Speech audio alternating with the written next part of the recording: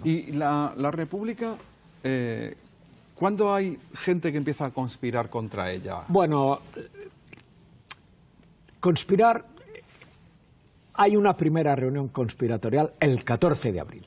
Es decir, o sea, el día el que pueblo soberano, el pueblo soberano se dedica a alabar al nuevo régimen, una serie de conspiradores, en principio civiles, luego se añaden militares, se reúnen en la casa del conde de Guadalhorce, Rafael Benjumea Burín, y empiezan a pensar en qué se tiene que hacer para derribar a ese régimen. Es una reunión de la que no se sabe mucho. Hay relatos de algunos de los participantes en ella, por ejemplo, José de Yanguas Mesía, que fue ministro de Estado durante la dictadura de Primo de Rivera y presidente de la Asamblea Nacional, o de la Asamblea Consultiva, perdón, y bueno, empiezan a pensar en vamos a reunir dinero porque sin dinero no funciona, ¿no? Y rápidamente se van a empezar a desarrollar más reuniones. Yo cito algunas de ellas. Lo primero es allegar fondos. Hay una idea de que no se puede tolerar ese régimen, es por definición malo. Goicoechea lo dice de una manera que es uno de los políticos monárquicos, antiguo ministro de la Gobernación. República es igual a revolución. Este es el eslogan. República, revolución. Bueno, los propios republicanos hablan de que es una revolución. Revolución es un concepto polisémico, tiene muchos significados y hay que encuadrarlos, todos ellos, en coordenadas históricas muy precisas. Para muchos republicanos que hablan de una revolución, es una revolución política, de cambio de las instituciones, de cambio de la forma de gobierno, evidentemente. Se pasa de una monarquía a una república, eso es cambio de forma de gobierno, sustancial, es una revolución política. Pero claro, hoy eso se olvida y la revolución se asocia a la revolución rusa. A la revolución rusa, ¿no? O a la revolución mexicana. Es decir, en aquellos momentos hablar de revolución era otra cosa. Pero, por supuesto, los monárquicos, que en mi libro son los protagonistas realmente de la lucha contra la República a lo largo del año 31 y 36, lo entienden en un sentido mucho más duro, ¿no? Es decir, es el desmontaje de la España que se ha creado durante la Restauración y que se ha mantenido a trancas y barrancas durante la dictadura de Primo de Rivera. Y esa conspiración es continua, ¿no? Es continua hasta el alzamiento nacional. Bueno, es continua, pero tiene fases. Es continua, pero las fases no responden a una programación prevista y decidida en el año 31. Eso sería absurdo, ¿no? Se va improvisando sobre la marcha, y también se van determinando cuáles deberían ser las condiciones objetivas en las cuales se podría alzar al ejército contra la República. Claro, es evidente que una revuelta civil no tiene sentido, no iba a alterar la situación, ¿no? ¿Y en qué momento se piensa, dentro de este grupo de personas que conspiraban contra la República, que eso puede implicar una guerra civil? Bueno, yo creo que eso es ya bastante tarde. Eso es en la primavera de 1936. Pero claro, esto tiene una prehistoria. Tiene una prehistoria que es la que yo he tratado, bien o mal, de dibujar en el libro, ¿no? Porque no se puede, no se puede alzar una parte del ejército así por las buenas. Claro. Lo intentan. Es el año 32, agosto del 32, la denominada Sanjurjada, ¿no? Sí. Bueno, es un fracaso total, ¿no?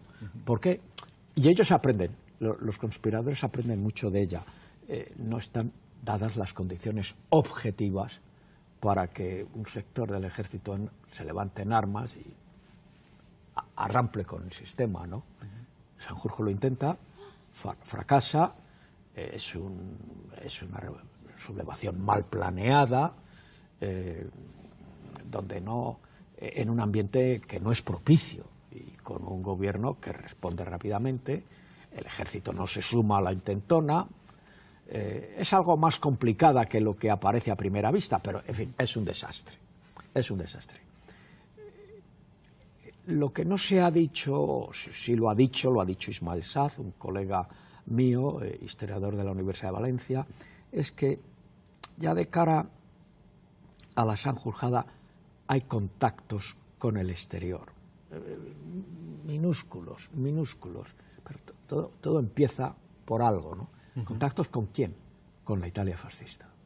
No son muy relevantes, el episodio no es bien conocido, se conoce por parte de las memorias muy infiables de uno de los conspiradores, Juan Antonio Ansaldo, piloto, que tiene luego un papel relevante, pero yo en los archivos italianos francamente no he encontrado nada, lo cual no es sorprendente, porque conspirar para derribar a un país, el gobierno de un país o el régimen político de un país vecino, mejor que no queden documentos, que hoy nos parece, ¿no?, muy normal, pero que no era nada normal en la época, pues, en fin, no dejan muchos.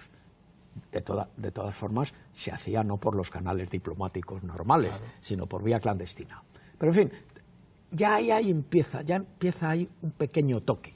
¿Por qué mirar a la Italia fascista? Bueno, eso se va a continuar desarrollando progresivamente desde el año 32 hasta el año 35 y a fortiori, naturalmente, de cara al levantamiento militar. Entonces, ¿quién quiso la guerra civil, Ángel?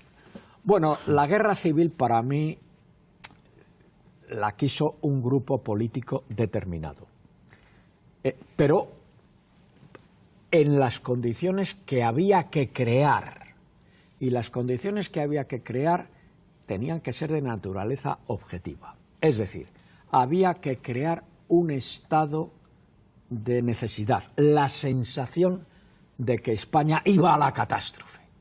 Esto, ¿cómo se podía hacer en la época? Bueno, pues por los medios de comunicación social, por los medios de la prensa, la radio, el Parlamento, que los discursos en el Parlamento no eran censurables, y entonces pues